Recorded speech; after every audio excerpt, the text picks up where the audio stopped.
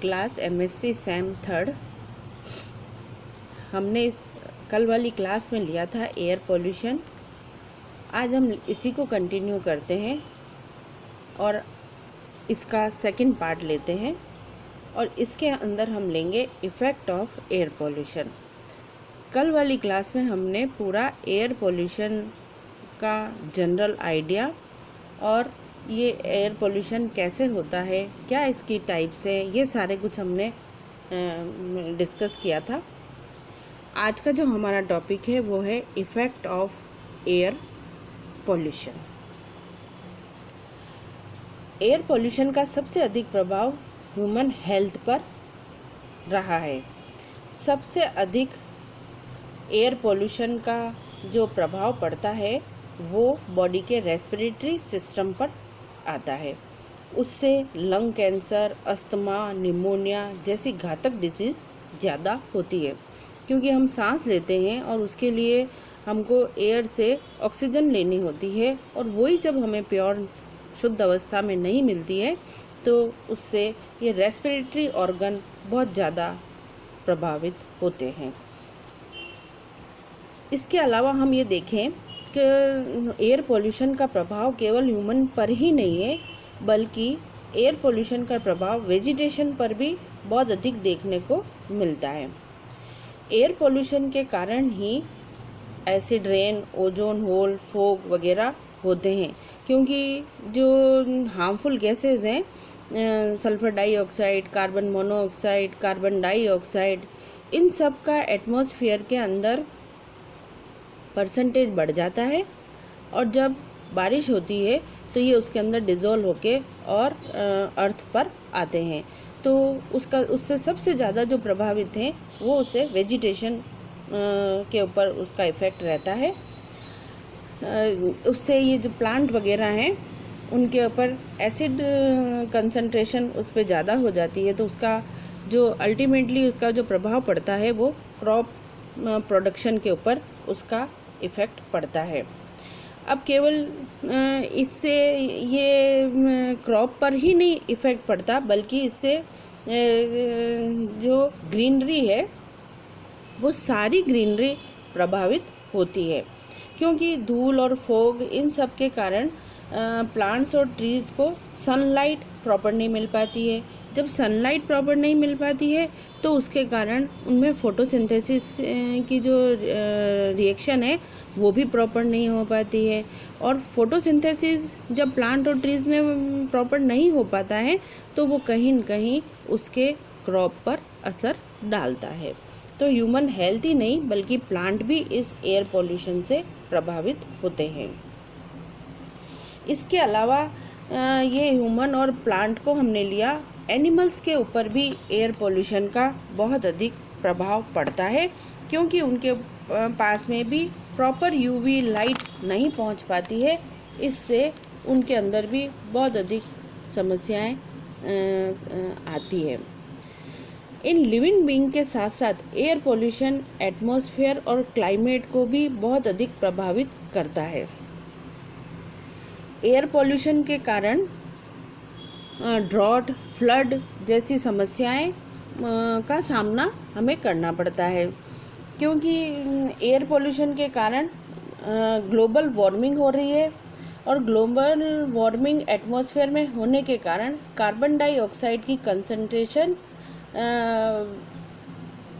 बढ़ती है, और कार्बन डाइऑक्साइड की कंसंट्रेशन ही ग्लोबल वार्मिंग का एक रीज़न है कि जैसे जैसे कार्बन डाइऑक्साइड की कंसंट्रेशन बढ़ेगी वैसे वैसे अर्थ का टेम्परेचर भी बढ़ता है। और कार्बन डाइऑक्साइड हम जानते हैं, हमने पहले वाले में डिस्कस किया है कि किस तरीके से इसका लेवल एटमॉस्फेयर के अंदर इंक्रीज़ हो रहा है। अब जब कार्बन डाइऑक्साइड का परसेंटेज बढ़ता है और उससे अर्थ का टेम्परेचर बढ़ा, टेम्परेचर बढ़ने से पोल्स पर आइस ज़्यादा मेल्ट होती है, और आइस जब ज़्यादा मेल्ट होती है तो उससे सी लेवल बढ़ता है, और सी लेवल का बढ़ना भी विनाश का कारण होता है। तो इस एयर पोल्यूशन से बहुत अधिक क्लाइमेट प्रभावित होती है, और उसी से ही हम सूखा और बाढ़ जैसी समस्याओं का आजकल सामना कर रहे हैं। एयर पोल्यूशन से ओजोन लेयर की थिकनेस में भी कमी आ रही है। इससे हम सभी भली भांति परिचित हैं कि जो ओजोन लेयर है उसके अंदर होल हो रहा है, उसकी थिकनेस में कमी आ रही है, जिससे हार्मफुल यूवी रेज अर्थ पर आ रही हैं। उससे स्किन कैंसर, कैटरेक्ट, आँखों की अन्य बीमारी आदि डिजीज़ बहुत ज़्यादा बढ़ रही है। इस एयर पोल्यूशन के कारण ही सभी के अंदर इम्यूनिटी जो है वो भी प्रभावित हो रही है और धीरे धीरे इम्यूनिटी कम हो रही है। इम्यूनिटी कम होने से सारी डिजीज़ होने की संभावनाएं बहुत अधिक बढ़ जाती है।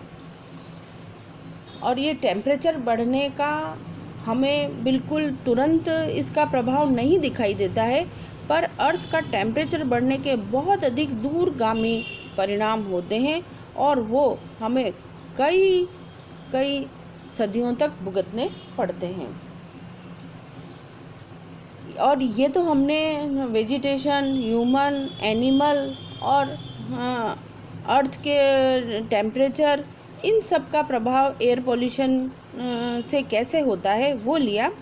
और इसके अलावा हम सब भली भांति परिचित हैं कि हिस्टोरिकल बिल्डिंग और मॉन्यूमेंट्स पे भी एयर पोल्यूशन का बहुत अधिक प्रभाव पड़ता है। ये सब भी उनसे अछूते नहीं हैं। ताजमहल के ऊपर एयर पोल्यूशन का क्या प्रभाव पड़ रहा है, इसको जानना हमारे लिए बहुत ज़रूरी है। और इससे हम सब कोई अछूते नहीं हैं। ताजमहल के अंदर किस तरीके से येलोइशनेस आ रही है, जो संगमरमर है वो बहुत अधिक प्रभावित होता है इस एयर पोल्यूशन से। और हम जानते हैं कि एयर पोल्यूशन के अंदर ये सब sulphur dioxide, carbon dioxide, carbon monoxide, acid वगैरह, ये सब इन मॉन्यूमेंट्स और जो हिस्टोरिकल प्लेसेस हैं, बिल्डिंग्स हैं, उन सबको प्रभावित कर रहे हैं। तो ये जो एयर पोल्यूशन है वो हमारे जनजीवन के लिए बहुत घातक है। यहाँ पे हमने केवल एयर पोल्यूशन के ही हार्मफुल इफ़ेक्ट को डिस्कस किया, जबकि हम जानते हैं कि ये जो हार्मफुल इफ़ेक्ट हैं ये केवल एयर पोल्यूशन से ही नहीं हो रहे हैं, बल्कि जो हमने टाइप्स ऑफ पोल्यूशन ली थी उसमें देखा था कि water pollution, sand pollution, noise pollution, thermal pollution, atomic pollution, ये सब भी कहीं न कहीं एटमॉस्फेयर को प्रभावित करते हैं। हमने यहाँ पर केवल और केवल एक पोल्यूशन के प्रभाव को देखा, जबकि इतनी टाइप के और भी पोल्यूशन हैं। ये सब मिलके एटमॉस्फेयर को बहुत हार्म पहुँचा रहे हैं।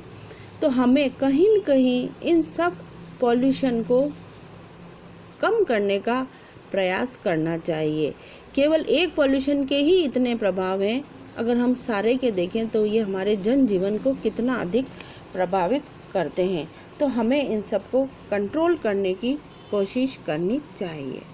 Thank you.